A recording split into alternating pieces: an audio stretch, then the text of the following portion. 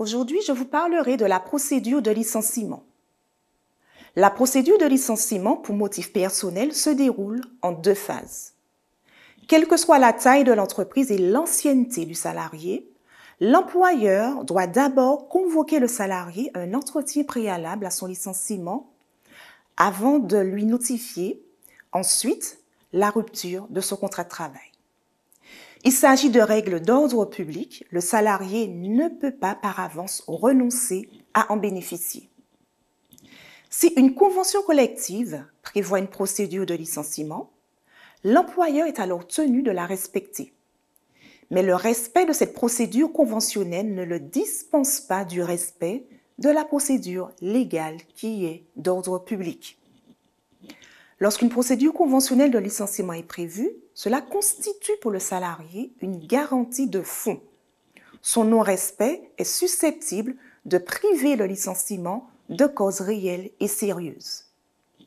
Lorsque cette violation a privé le salarié des droits de sa défense ou lorsqu'elle est susceptible d'avoir exercé une influence sur la décision finale de licenciement par l'employeur.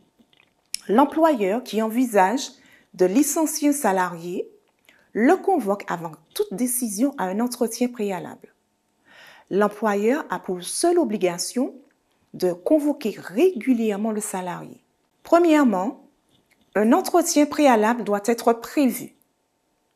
L'employeur qui envisage de licencier un salarié le convoque avant toute décision à un entretien préalable. L'employeur a pour seule obligation de convoquer régulièrement le salarié. Le licenciement n'est pas irrégulier lorsque l'entretien ne peut se faire en raison de l'absence du salarié à cet entretien pour quelque raison que ce soit. La convocation est effectuée par lettre recommandée ou par lettre remise en main propre contre décharge. Cette formalité n'est imposée qu'à peine probatoire. Pour pouvoir déterminer la date de réception de la convocation. D'autres formes de convocation sont ainsi admises, telles que la remise par voie d'huissier de justice. La lettre de convocation indique l'objet de la convocation. Cette lettre doit clairement énoncer qu'un licenciement est envisagé, sans pour autant devoir contenir les motifs allégués au soutien de cette mesure. Et dans la lettre, il doit y avoir la date, l'heure et le lieu de l'entretien, ainsi que la possibilité pour le salarié de recourir à un conseiller du salarié. La convocation doit mentionner, sous peine de sanction, la faculté pour le salarié de se faire assister par un membre du personnel ou, en l'absence de représentation du personnel, par un conseiller du salarié. La lettre de convocation doit aussi indiquer de façon cumulative l'adresse de la direction de l'économie et de l'emploi du travail et des solidarités et l'adresse aussi de la mairie où le salarié peut se procurer la liste des conseillers susceptibles de l'assister. L'entretien ne peut avoir lieu moins de 5 jours ouvrables après la présentation de la lettre recommandée ou la remise en main propre de la lettre de convocation. Le salarié ne peut renoncer à ce délai car il doit disposer de 5 jours pleins pour préparer sa défense. L'entretien peut être reporté à la demande du salarié. Et dans ce cas, le délai de 5 jours court à compter de la réception ou de la remise de la convocation initiale. Concernant le déroulement proprement dit de l'entretien, le lieu de l'entretien est en principe celui où s'exécute le travail ou celui du siège social de l'entreprise. Il peut se dérouler indifféremment durant ou en dehors du temps de travail. L'employeur peut se faire représenter durant l'entretien préalable, mais la finalité même de celui-ci lui interdit de donner mandat à une personne étrangère à l'entreprise pour procéder à cet entretien. Par exemple, l'employeur ne peut pas faire conduire la procédure de licenciement par un cabinet d'expertise comptable. Dans ce cas, le licenciement sera considéré comme sans cause réelle et sérieuse.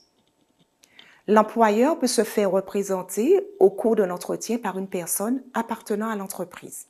Le salarié pourra se faire assister soit par une personne de son choix appartenant au personnel dans l'entreprise, soit par un conseiller du salarié choisi sur une liste dressée par l'autorité administrative. Et l'employeur, quant à lui, peut se faire assister par une personne appartenant au personnel de l'entreprise. L'entretien préalable doit permettre aux salariés de connaître les motifs du licenciement envisagé et de s'expliquer à leur sujet. L'entretien doit permettre aux salariés et aussi à l'employeur de s'expliquer. Donc, l'employeur étant tenu d'exposer les faits reprochés aux salariés, doit pouvoir, quant à lui, ce salarié, répondre aux faits qui lui sont reprochés. L'idée est d'introduire un principe du contradictoire, et ce principe du contradictoire est en réalité garant du respect des droits de la défense dans le cadre de la procédure de licenciement interne à l'entreprise. Cet entretien doit être strictement individuel, donc l'employeur ne peut faire un entretien de groupe, par exemple, si les faits ont été commis par plusieurs salariés. Il devra entendre chaque salarié individuellement. Si l'employeur n'a pas été convaincu par les arguments avancés par le salarié, il procédera alors à son licenciement. Donc l'employeur, lorsqu'il décide de licencier le salarié, il doit lui notifier sa décision par lettre recommandée avec avis de réception. Cette lettre ne peut être expédiée moins de 2 jours ouvrables après la date prévue de l'entretien préalable au licenciement auquel le salarié a été convoqué.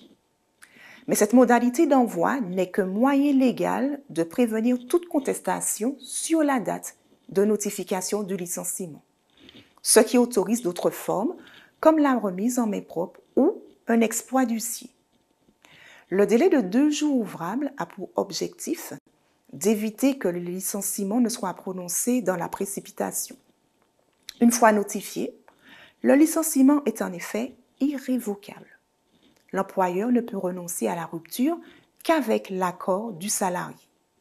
Sauf en matière disciplinaire, il n'existe pas de délai maximal pour notifier le licenciement. Cependant, un délai raisonnable est à privilégier au risque de laisser planer un doute sur le sérieux de ce licenciement qui sera finalement peut-être qualifié de licenciement sans cause réelle et sérieuse. Parce qu'il faut savoir que le doute profite aux salariés. La rupture du contrat de travail se situe à la date où l'employeur a manifesté sa volonté d'y mettre fin, c'est-à-dire au jour de l'envoi de la lettre recommandée avec demande d'avis de réception notifiant cette rupture. Pour être régulière, la lettre de licenciement doit comporter, outre la signature de l'employeur ou de l'un de ses représentants, en plus de cela, l'énoncé du ou des motifs de la rupture. Les griefs invoqués par l'employeur doivent être précis et matériellement vérifiables. Les motifs du licenciement peuvent être précisés par l'employeur, soit de sa propre initiative, soit à la demande du salarié après la notification du licenciement. Car il faut savoir que la lettre de licenciement fixe les limites du litige. Depuis l'ordonnance du 22 septembre 2017, en l'absence d'énonciation du motif de licenciement dans la lettre de licenciement, celui-ci sera dépourvu de cause réelle et sérieuse puisque la lettre de licenciement, dont les motifs peuvent éventuellement être précisés, fixe les limites du litige.